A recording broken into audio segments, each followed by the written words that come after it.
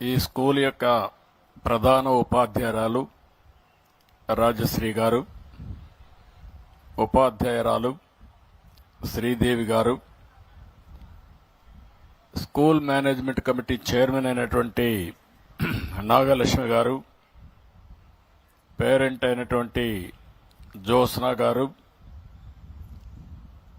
గౌరవ మంత్రివర్యులు నారా లోకేష్ గారు, బాపట్ల ఎమ్మెల్యే నరేంద్ర వర్మ గారు, బాపట్ల ఎంపీ కృష్ణప్రసాద్ గారు, సెక్రటరీ స్కూల్ ఎడ్యుకేషన్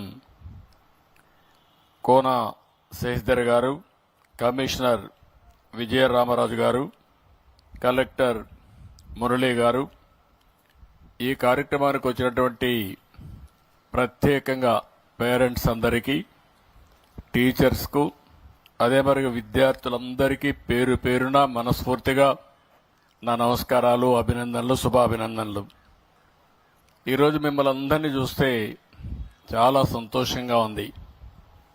ఇలాంటి సమావేశాలు దగ్గర మీరు చూస్తే 44,303 స్కూల్లో ఇదే సమయంలో సుమారు 1,20,00,000 మంది అటెండ్ అవుతున్నారు.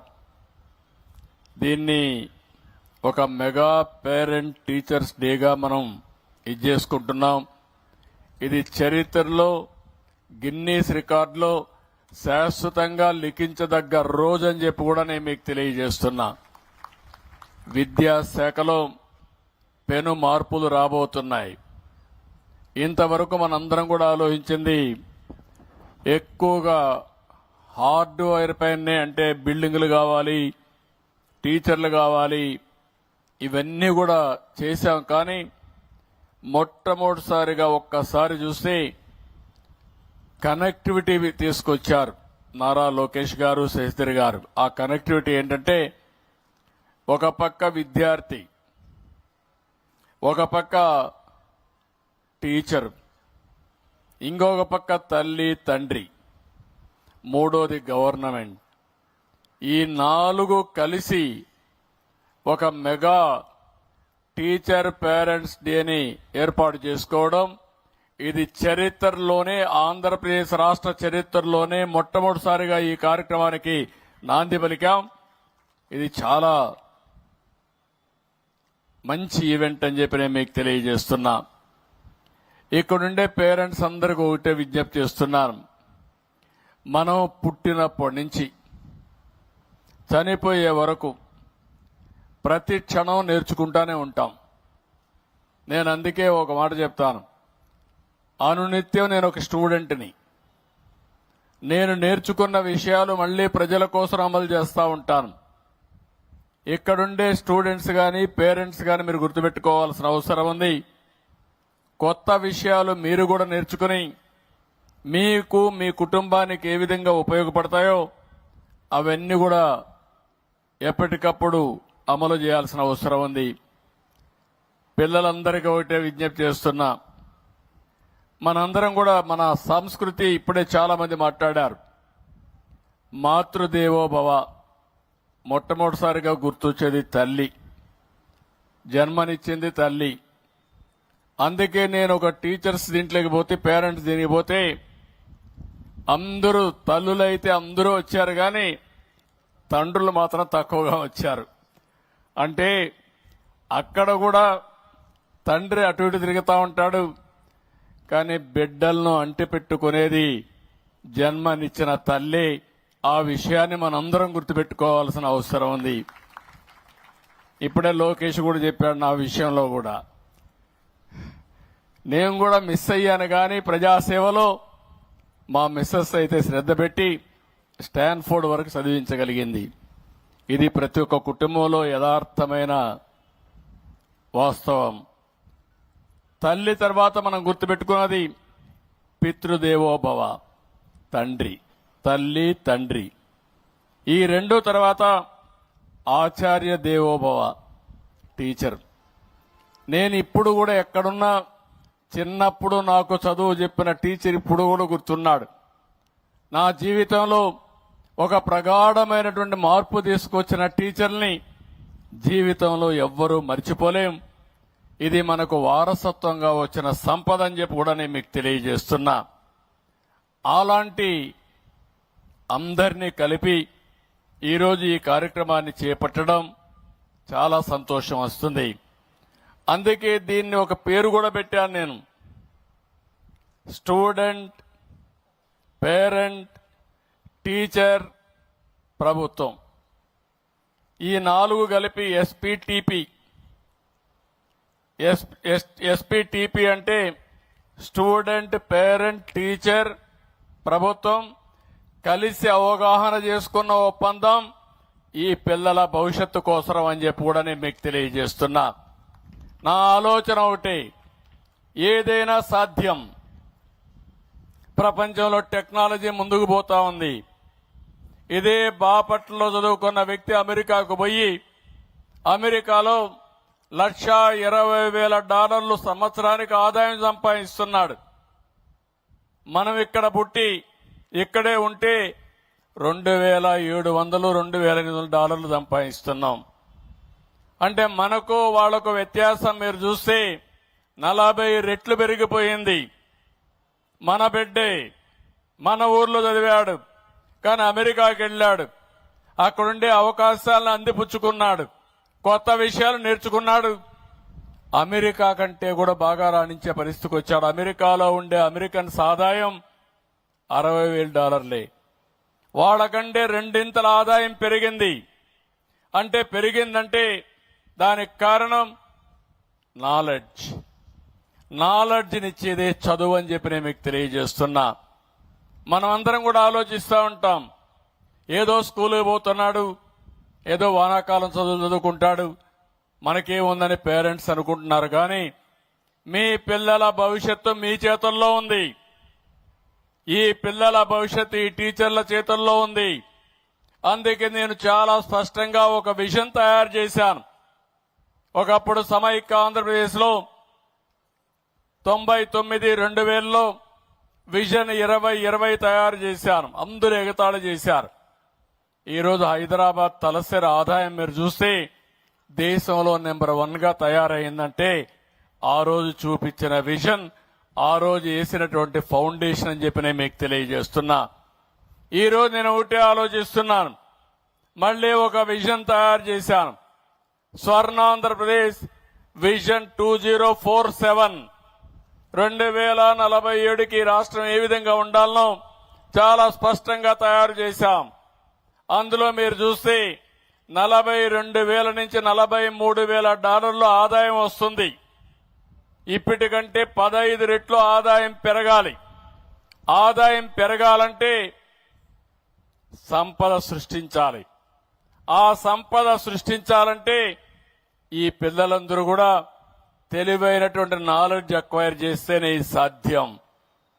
ఈరోజు గవర్నమెంట్ లో మనం అందరినీ చూస్తున్నాం, పిల్లలందరినీ. ఇక్కడ ఉండేది 35 లక్షల మంది ప్రభుత్వ పాఠశాలలో చదువుతున్నారు. ఇక్కడ చదువుకునే పిల్లల్ని మనం చూస్తే డబ్బులుండేవాళ్లు కాన్వెంట్ స్కూల్కి పంపిస్తున్నారు, మంచి కోచింగ్ పెడుతున్నారు. ఎవరైతే పేద పిల్లలు ఏదైతే చిన్న చిన్న పనులు చేసుకుంటారో బడుగు బలహీన వర్గాలకు సంబంధించిన పిల్లలు ప్రభుత్వ స్కూళ్లకు వచ్చే పరిస్థితికి వచ్చారు. అయితే ఈరోజు ఈ 35 లక్షల మంది పిల్లలు మీరు చూస్తే ఎస్సీ పిల్లలున్నారు, ఎస్టీ పిల్లలున్నారు, వెనుకబడిన వర్గాల పిల్లలున్నారు, ఇంకో పక్క మైనారిటీ పిల్లలున్నారు. అందరూ కూడా పేద పిల్లలకు చదువు చెప్పే స్థానాలు ఈ ప్రభుత్వ పాఠశాలలని చెప్పి కూడా నేను మీకు తెలియజేస్తున్నా. ఈరోజు రాష్ట్రంలో 38,319 ఎంపీ జడ్పీ స్కూల్స్ ఉన్నాయి. 2,087 మున్సిపల్ స్కూల్స్ ఉన్నాయి. 1,054 రెసిడెన్షియల్ స్కూల్స్ ఉన్నాయి. 2,483 ప్రభుత్వ పాఠశాలలు ఉన్నాయి. ఇవన్నీ కలిపి 44,303 ఉన్నాయి. ఇందులో పిల్లలు 35 లక్షల మంది ఉంటే 1,20,00,000 మంది పేరెంట్స్ ఉన్నారు. అందుకే హామీ ఇస్తున్నా, ఈ పిల్లల్ని ప్రైవేట్ స్కూల్స్ కంటే బెటర్ గా చదివించే బాధ్యత, ప్రయోజకులుగా తయారు చేసే బాధ్యత ఈ ప్రభుత్వం తీసుకుంటామని మీ అందరికీ హామీ ఇస్తున్నా. అదే ఈరోజు ఈ కార్యక్రమం. ఈరోజు మనం పెట్టిన కార్యక్రమం మీరు చూస్తే మెగా పేరెంట్స్ టీచర్స్ డే. ఇది శాశ్వతంగా నిర్వహించుకోవాల్సిన అవసరం ఉంది. ప్రతి సంవత్సరం డిసెంబర్ 7వ తారీఖు అంటే ఇదే రోజున ఈ సమావేశం పెద్ద ఎత్తున జరుగుతుంది. నేను కూడా అటెండ్ అవుతాను, అందరూ అటెండ్ అవుతారని చెప్పి కూడా నేను మీకు తెలియజేస్తున్నా. ఇంకో పక్కన ఈరోజు నేను చూశాను మంచి వాతావరణం. అందరూ పేరెంట్స్ వచ్చారు, కనీసం తల్లులు వచ్చారు. తల్లి తండ్రి కూర్చొని పిల్లల గురించి ఆలోచించుకుంటూ టీచర్తో మా అబ్బాయి ఎట్టున్నాడు, ఆరోగ్యం ఎట్టుంది, రిపోర్ట్లు కూడా చదువుకొని దానికి కావలసిన యాక్షన్స్ తీసుకునే పరిస్థితికి మీరు వచ్చారు. ఇది ఒక చరిత్రను మార్చబోయే రోజు. నేను మనస్ఫూర్తిగా విద్యాశాఖని కన్సర్న్ మంత్రిని కూడా మీ అందరి తరపున అభినందిస్తున్నా. వండర్ఫుల్ ఐడియా ఇది. ఒక మంచి చరిత్రను తిరగరాసే ఐడియా. అలాంటి ఐడియా వాళ్ళకి రావడం చాలా సంతోషం. అప్పుడప్పుడు పెట్టుంటే ఇంత అటెన్షన్ వచ్చేది కాదు, కానీ ఒకే రోజున ఇన్ని స్కూల్స్ లో పెట్టి దగ్గర 1,20,00,000 మంది భాగస్వాములు కావడం ఒక చరిత్ర. నేను ఎట్లా చేశారో చూశాను. బ్రాడ్ గా చెప్పారు కానీ నేను డీటెయిల్స్ గా పోలేదు. విద్యాశాఖ చాలా బాగా చేశారు. ప్రోగ్రెస్ రిపోర్ట్ చూశాను, దాన్ని ఎవాల్యుయేషన్ చేసే తీరు చూశాను, ఇంటర్నల్ ఎగ్జామ్స్ లో ఎట్లా మార్కులు వేస్తారో చూశాను, దానికి యాన్యువల్ ఎగ్జామ్స్ లో ఎట్లా వేస్తారో చూశాను. అవన్నీ చూసిన తర్వాత నేను పూర్తిగా కన్విన్స్ అయ్యా. రేపు రాబోయే రోజుల్లో పేరెంట్స్ అందరికి మీకు చెప్తున్నా, మీ పిల్లలు ఎవరైనా స్కూలుకు డుమ్మా కొడితే సాయంత్రానికి మీకు మెసేజ్ వస్తుంది, ఆ ఏర్పాటు చేస్తానని చెప్పి కూడా నేను మీకు తెలియజేస్తున్నా. వాట్సాప్ మెసేజ్ లో సాయంత్రం వచ్చేస్తుంది మీకు. ఇంకా మీకు ఎవరికి అనుమానం అవసరం లేదు. మా పిల్లాడు స్కూల్కి పోయాడా లేదా కనుక్కోవాల్సిన పని లేదు. పరీక్షల్లో కూడా రాసిన తర్వాత ఆ ఎగ్జామ్స్ రిజల్ట్స్ కూడా మీకు పంపించేస్తాం. మళ్ళా వాట్సాప్ మెసేజ్ లో పంపించేస్తాం. ఆరోగ్య విషయాలు కూడా మీకు పంపించేస్తాం. నా ఆలోచన ఒకటి, ప్రతి ఒక్కరి ఆరోగ్యాన్ని కాపాడాలనేది నా ఆలోచన. దానికి డాక్టర్స్ చూపిస్తాం, పిల్లల్లో అవగాహన పెంచుతాం, ఎలాంటి న్యూట్రిషన్ తీసుకోవాలని అవన్నీ కూడా చెప్పే బాధ్యత తీసుకుంటాం. ఇంకొక పక్కన ఇలాంటి కార్యక్రమాలు సంవత్సరంలో 3 సార్లు పెడతాం. ఫస్ట్ క్వార్టర్ అవుతానే ఒకసారి పెడతాం, రెండో క్వార్టర్ అవుతానే ఒకసారి పెడతాం. అది కూడా రెండో క్వార్టర్ అయితే ఫిక్స్ చేసాం. డేట్ కూడా కరెక్ట్ గా డిసెంబర్ 7వ తారీఖున ఈ రోజునే ప్రతి సంవత్సరం ఈవెంట్ ఉంటుంది, మెగా ఈవెంట్ ఉంటుందని చెప్పి కూడా నేను మీకు తెలియజేస్తున్నా. దీని తర్వాత యాన్యువల్ ఈవెంట్ తీసుకొస్తాం. ఈ సమావేశంలో ఒక్క చదువు విషయమే కాదు, ప్రవర్తన, క్రమశిక్షణ, తల్లిదండ్రులు పిల్లలందరూ కలిసి ఆలోచించుకునే విధంగా ఏర్పాటు చేస్తాం. ఇంకో పక్కన ఇప్పుడే మన వాళ్ళు చాలా విషయాలు చెప్పారు, వాల్యూస్ గురించి మాట్లాడారు. నేను ఆ విషయం కూడా మీ అందరితో చెప్పాల్సిన అవసరం ఉంది. భారతదేశం యొక్క గొప్ప సంపద కుటుంబ వ్యవస్థ. ప్రపంచంలో ఎక్కడా లేదు ఈ వ్యవస్థ. అమెరికాలో పోతే అమెరికాలో ఇంటర్మీడియట్ అవుతానే కొడుకును బయట పంపించి ఆయన సంపాదించుకుంటూ చదువుకోవాలి, పైకి రావాలి, జీవితం గడపాలి. ఎప్పుడన్నా వస్తే గౌరవంగా వచ్చి తల్లిదండ్రులు కలిసిపోతారు. కానీ భారతదేశంలో ఇంటర్మీడియటే కాదు, BA చదివిన తర్వాత పైకి వచ్చిన తర్వాత కూడా అనునిత్యం పిల్లల కోసం పనిచేసే సంస్కృతి ఉండే ఏకైక దేశం భారతదేశం అని చెప్పి కూడా నేను మీకు తెలియజేస్తున్నా. అది ఒక హిందూ కుటుంబమే కాదు, ఒక ముస్లిం కుటుంబమే కాదు, ఒక క్రిస్టియన్ కుటుంబం గాని అందరూ కూడా కుటుంబ వ్యవస్థను గౌరవిస్తారు. ఒకసారి పెళ్లి చేసుకుంటే పెళ్లెప్పుడో స్వర్గంలో జరిగింది కాబట్టి విడాకులు కూడా చేయకుండా కలిసి ఉండే సంస్కృతి ఉండే దేశం భారతదేశం అని చెప్పి కూడా నేను మీకు తెలియజేస్తున్నా. దీనివల్ల అనిపిస్తుంది మీకు ఏంటి లాభం అని. భార్య భర్త ఎప్పటికప్పుడు మెటీరియలిస్టిక్ గా అంటే అనుబంధం కాదు, వాళ్ళ అనుబంధం కాంట్రాక్ట్ గా ఉందంటే ఆ జీవితం మీరు ఒక్కసారి గుర్తుపెట్టుకోవాలి. పిల్లలకి తండ్రి డబ్బులు ఇస్తే అప్పు కింద రాసుకుంటాడు, పిల్లలు తండ్రికి డబ్బులు ఇస్తే అప్పు కింద రాసుకుంటారు. అంటే మళ్ళా నువ్వు సంపాదించి మాకు డబ్బులు కట్టమని. అలాంటి సంస్కృతి మనకు కావాలని నేను అడుగుతున్నా. అది మన యొక్క సంస్కృతి.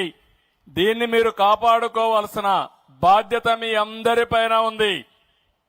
ఇదేదో నేను చాగంటి కోటేశ్వరరావుని పెట్టాను విలువలు వచ్చేస్తాయని కాదు. ఈరోజు ఈ విలువలను కాపాడాలంటే ప్రతి ఒక్క ఫ్యామిలీ, ప్రతి ఒక్క తల్లి తండ్రి పిల్లల్ని పెంచే విధానంలో ఇవన్నీ కూడా ఆచరించాల్సిన అవసరం ఉందని చెప్పి కూడా నేను మీకు తెలియజేస్తున్నా. అవి కానీ చేయగలిగితే మన పిల్లలు కూడా మనకు ఒక పెద్ద ఆస్తిగా తయారవుతారని చెప్పి నేను మీకు తెలియజేస్తున్నాను. ఇంతవరకు మీరందరూ కూడా మీ చదువు విషయం ఇప్పుడే టీచర్ని అడిగాను. సార్ ఏంటా మీకు బాగుంటుందా అని అడిగాను. సార్ దీనివల్ల మాకు చాలా వెసులుబాటు వస్తుంది.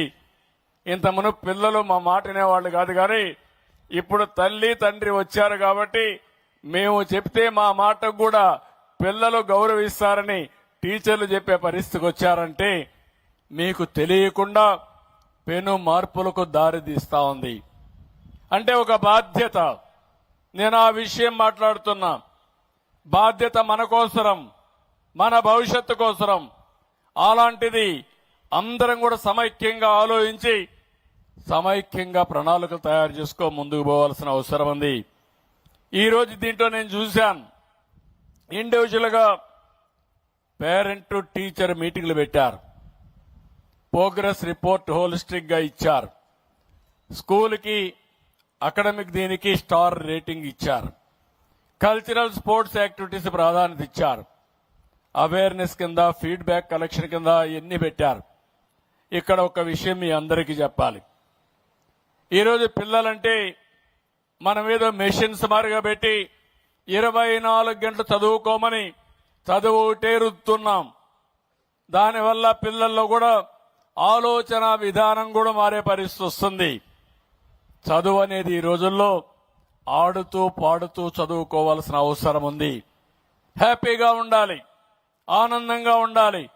స్కూలుకు వచ్చావంటే ఒక ఆనందాన్ని ఇస్తుంది, ఒక ఫన్ ఉంటుందనే ఉద్దేశం ఉండాలి తప్ప బోరు కొట్టే పరిస్థితి రాకూడదని కూడా కోరుకుంటున్నా.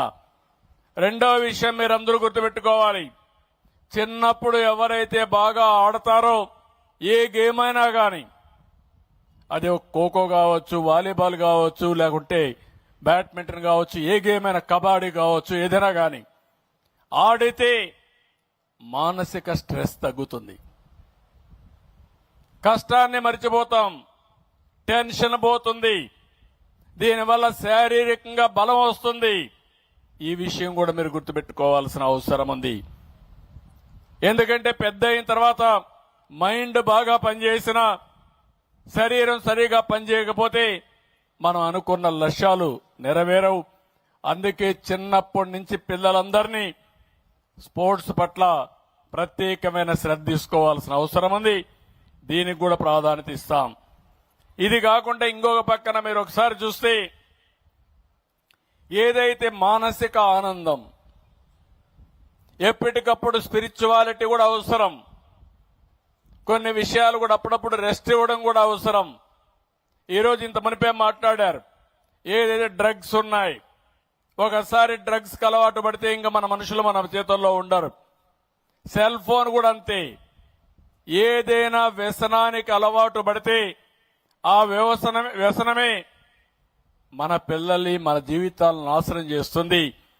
మీకు సెల్ ఫోనే కదా అని యూట్యూబ్కి వెళ్ళిపోయి 24 గంటలు చేస్తా కూర్చుంటే ఇంకా పనులేం చేసే పరిస్థితిలో ఉండరు. రాత్రుల్లో కూడా నిద్రలేని రాత్రులు ఉంటాయి. ఈ విషయం మీరు గుర్తుపెట్టుకోవాల్సిన అవసరం ఉంది.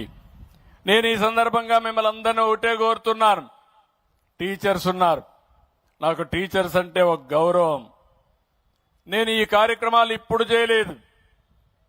ఇప్పటి వరకు మీరు చూస్తే దగ్గర దగ్గర 11 డిఎస్సీలు పెట్టి 1,50,000 మందికి టీచర్ ఉద్యోగాలు ఇచ్చిన ప్రభుత్వం తెలుగుదేశం ప్రభుత్వం అని చెప్పి కూడా నేను మీకు తెలియజేస్తున్నా. ప్రతి సంవత్సరం పెట్టేవాళ్ళం. డిఎస్ అనేది కంపల్సరీగా పెట్టేవాళ్ళం. ఎంతమంది రిటైర్ అయితే ఆ పోస్టులన్నీ కూడా రిక్రూట్ చేసేవాళ్ళం. భవిష్యత్తులో కూడా హామీ ఇస్తున్నా.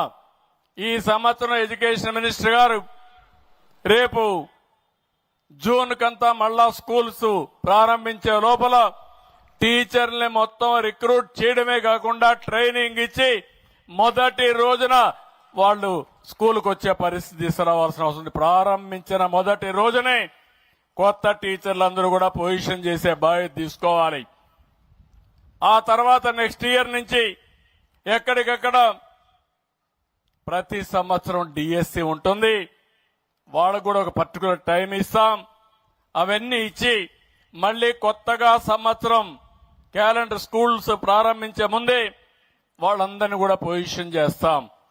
ఎవరైనా మధ్యలో రిటైర్ అయినా అలాంటివి కూడా ప్రైవేట్ టీచర్లు తీసుకొని ఏ క్లాసులో కూడా టీచరు లేడనకుండా టీచర్ని పెట్టే బాధ్యత కూడా తీసుకోవాల్సిన అవసరం ఉంది. అది కూడా తీసుకుంటారని చెప్పి కూడా నేను మీకు తెలియజేస్తున్నా. నేను ఉమ్మడి రాష్ట్రంలో మీరు చూస్తే ఎన్నో సంస్కరణలు తీసుకొచ్చాం. ప్రతి కిలోమీటర్కి ఒక ఎలిమెంటరీ స్కూల్ పెట్టాం. 3 కిలోమీటర్లకి ఒక అప్పర్ ప్రైమరీ స్కూల్ పెట్టాం.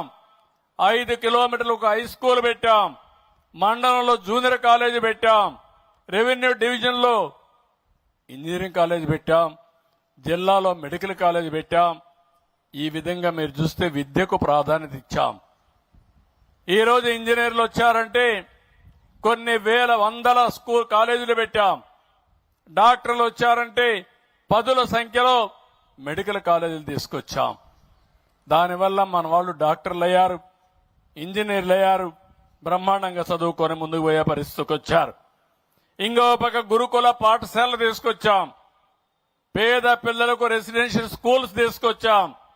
ఇంకో పక్క ఆడబిడ్డలకి ఫస్ట్ టైం మీరు ఒకసారి చూస్తే గర్ల్ చైల్డ్ ఇన్సూరెన్స్ స్కీమ్ తీసుకొచ్చి 5,000 రూపాయలు బ్యాంకులో డిపాజిట్ చేసి వాళ్ళ చదువుకు జీవితంలో సెటిల్ కావడానికి ఆ రోజు డబ్బులు ఇచ్చాం. ఇంకో పక్కన ఆడబిడ్డలకు పెళ్లిళ్లకు కూడా ఆర్థిక సహాయం చేసిన ప్రభుత్వం తెలుగుదేశం ప్రభుత్వం అని చెప్పి కూడా నేను మీకు తెలియజేస్తున్నా.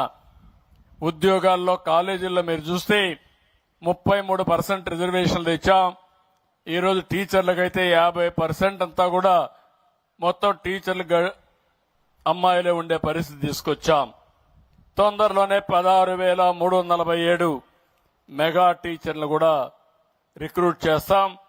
ఇది కాకుండా మీరు చూస్తే నేను గతానికి పోకూడదు అనుకున్నాను, కానీ గతం కూడా ఆలోచించుకోవాల్సిన అవసరం ఉంది.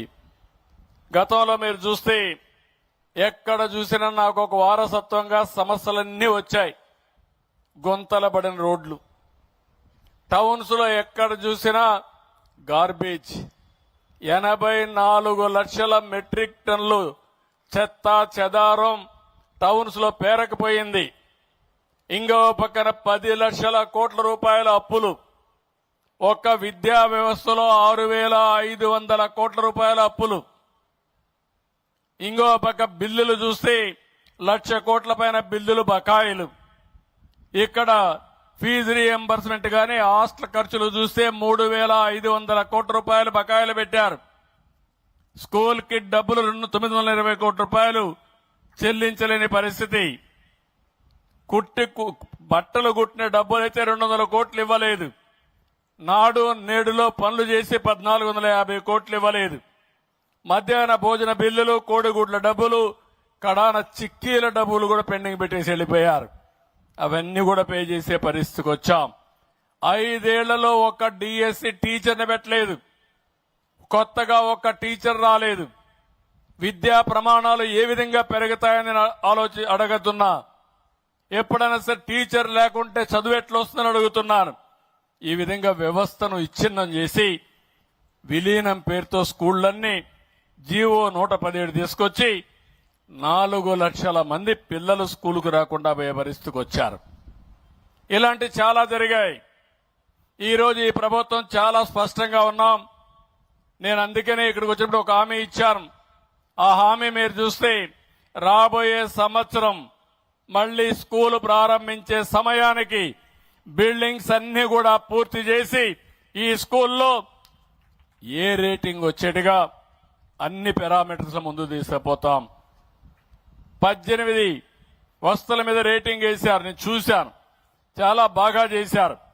ఆ 18 కూడా చూస్తే చాలా మంచి ఎక్సర్సైజ్ చేశారు. దానికి కూడా నేను మనస్ఫూర్తిగా అభినందిస్తున్నా. బ్రహ్మాండమైనటువంటి ఎక్సర్సైజ్ చేశారు. ఆ ఎక్సర్సైజ్ లో మీరు చూస్తే ఇక్కడ